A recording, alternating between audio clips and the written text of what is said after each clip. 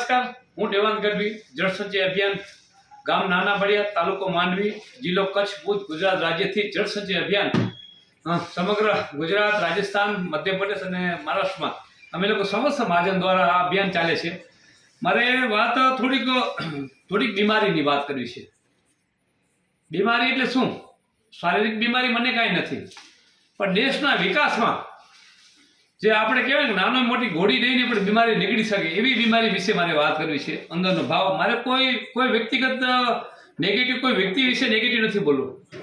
મારે રાષ્ટ્ર પ્રત્યે, દેશ પ્રત્યે અને મારે ખાસ નરેન્દ્રભાઈ મોદી સાહેબ જ્યારથી મુખ્યમંત્રી હતા ગુજરાત રાજ્યના અને કેન્દ્રમાં જ્યારે પ્રધાનમંત્રી બન્યા 2014 પછી જે વિકાસ હું ભારતનો જોઈ રહ્યો છું, આજે આખી દુનિયાની અંદર નામ બોલાઈ રહ્યો છે અને કેન્દ્ર સરકાર બહુ સરસ કામ કરે છે. ગુજરાત સરકાર એમાં પણ ખાસ ભૂપેન્દ્રભાઈ પણ સક્રિય છે. ત્યારે મારે એક નાના કાર્યકર્તા સરપંચથી કરીને સાંસદ લગીની વાત કરવી છે. મારે થોડી વાત તો કરવી 100%. હું કોઈ રાજકીય વ્યક્તિ નથી, હું સોશિયલ એક્ટિવિટી એક નાનકડો કાર્યકર્તા છું, ભારત દેશનો એકદમ નાનામાં નાનો કાર્યકર્તા. મારે થોડીક પીડા કીધું ને, પીડા માટે, દવા માટે વાત કરું છું. હવે ગામે ગામ ગૌચર કચ્છની અંદર સરકાર કંપનીને આપી દે એનાથી મને કાંઈ વાંધો નથી, આપી દીધી છે એનાથી મને કાંઈ વાંધો નથી. પણ હવે જે હયાત ગૌચર છે હમણાં જે કચ્છની અંદર, એમાં જે ખૂટા ખોડવાના કામ છે, કોઈ અરજી કરે ને કોઈ ગૌચર સરકાર ડીઆરઆર ખાતો કલેક્ટર ગુજરાત સરકાર એમાં અમલીકરણ કરે એનાથી કાંઈ મતલબ નથી. ડાયરેક્ટલી કચ્છ જિલ્લાની અંદર સમગ્ર ગુજરાતની અંદર ગૌચર જેટલી પણ લેન્ડ છે એના ઉપર આખા ઉપર એની સફાઈ કરવામાં આવે. સંસ્થાઓ, CSR ફંડ, સરકાર બધાના સહિયારા પ્રયાસ સાથે એમાંથી એકદમ ગૌચર જમીનમાંથી ગાંડા બાવર મુક્ત થાય અને ગૌચર ફળદ્રુપ થાય, જે ગાયો માતા એમાં લાભ લઈ શકે એવી ગૌચર થાય. અને વિશેષ મારે સરપંચથી સાંસદ જે જવાબદારી વ્યક્તિઓ છે એમાંથી હું આજે એવો એક આંકડો આપું છું આપને. આપ નક્કી કરજો આ વિડીયોના માધ્યમથી, તમને વિડીયો સારો લાગે તો શેર કરજો. 90% ચૂંટેલા વ્યક્તિઓ ખોટા છે. 90% ચૂંટેલા વ્યક્તિઓ ખોટા છે. હવે ચૂંટાવ્યા પછી આપણે સમસ્યા તરફ જવું જોઈએ. હું એક ગામનો સરપંચ છું, તો મારા ગામની સમસ્યાઓ છે એના ઉપર મારે મનોમંથનનો મારે સમય આપવો જોઈએ. પણ ચૂંટેલા લોકો સમય નથી આપતા મિત્રો. ખાલી વાતો કરી, વિડીયા બનાવી અને બસ કોન્ફરન્સો કરે મોટી. રાજકીય લોકો બધી પાર્ટીના, હું એક પાર્ટીનું નામ નથી લેતો, આ આખા ભારતના, મને પણ આ વિડીયો, આ શબ્દ મને પણ લાગે છે.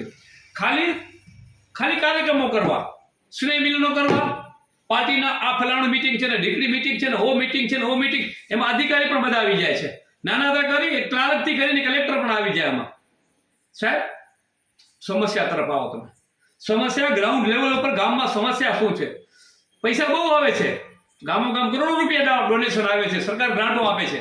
અને CSR ફંડ હોય કે પછી જે પ્રાઇવેટ, અમારા ગામની નાના ભાટીને વાત કરો છે, 60 લાખ રૂપિયાના અમારા વૃક્ષારોપણ ગામની અંદર લગભગ 80% કામ થઈ ગયું છે. વૃક્ષારોપણ સદભાવના વૃદ્ધાશ્રમ સાથે 1 કરોડ 20 લાખનો પ્રોજેક્ટ છે. લોકો સક્રિય બને, દરેક વ્યક્તિ, હું પણ સક્રિય બનું. અને ભારતના પ્રધાનમંત્રી સક્રિય છે ત્યારે કચ્છનો સાંસદ, ધારાસભ્ય હોય, જિલ્લા પંચાયત હોય, તાલુકા પંચાયત, ગામ પંચાયત સરપંચ હોય, તાલુકા પંચાયતનો ક્લાર્ક હોય, તાલુકા વિકાસ અધિકારી હોય, મામલેદાર સાહેબ હોય, ગમે એ ડિપાર્ટમેન્ટ સરકારી XYZ બધા સક્રિય બનો. આ એક સમય મિત્રો એવો છે, આ સોનેરો ક્ષણ છે, સોનેરો ક્ષણ છે. આમાં બહુ મોટો કાર્ય થઈ રહ્યો છે. આખી દુનિયાની અંદર વિકાસનો ભારતનો ડંકો વાગી રહ્યો છે, ત્યારે આપણે સક્રિય બને. હજી આજની તારીખમાં ઘણી બધી વાતો છે. આપણે અધિકારીઓને જે છે ને, અધિકારી કોઈ દાદ દેતો નથી સાહેબ, કેમ કે નેતા સક્રિય નથી. નેતા શું કામ સક્રિય નથી? તમને કીધું, સરપંચ, સાંસદ, એ લોકો ખાલી સ્નેહ મિલન, ડાયરા ને પ્રોગ્રામ ને જમવાન 1000, 2000, 5000, 10,000 માણસોને ભેગા કરીને શક્તિ પ્રદર્શન કરે છે પોતાનું. આ સાચો વિકાસ નથી મિત્રો. વિકાસ કોને કહેવાય? સમસ્યા તરફ ધારાસભ્યને આવવું જોઈએ, સાંસદને આવવું જોઈએ, તાલુકા પંચાયત હોય, જિલ્લા પંચાયતના સદસ્ય હોય, ગામ પંચાયતના સરપંચ, સંગઠનના બધા પ્રમુખ હોય, જે મંત્રી કે જે ઉપપ્રમુખ પાર્ટીના સંગઠનના પ્રમુખ હોય, તાલુકા સમસ્યા કે તરફ આવો. આપણે સમસ્યા તરફ નહીં આવશું ને તો આપણે સમસ્યા મૂળમાંથી આપણે કાઢી જઈ શકશું.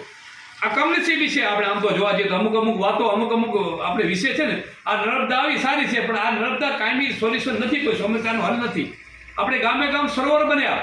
હમણાં કચ્છની અંદર આટલી બધી વરસાદ પડી અને થોડા ઘણા ચેકડેમો, તળાવ બન્યા. જે પાણી 150-200 ફૂટ ઉપર હતા એ પાણી 50 ફૂટ ઉપર આવી ગયા. તો આપણે સંગ્રહ ન કરી શકીએ? સીમનું પાણી સીમમાં, આપણો ગામનું પાણી આપણા ગામમાં ન રહી શકે? 1.5 કરોડના ખર્ચામાં.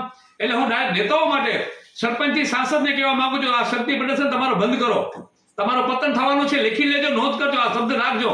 સરપંચથી કરીને સાંસદને કહું છું, બધા તૂટેલા સંગઠનના હોય, બધી પાર્ટીના હોય, જે ખાલી વિરોધ કરવા માટે બેનર લઈને જાય છે ને, એમ નહીં. ગામની સમસ્યા કે તરફ આવીએ.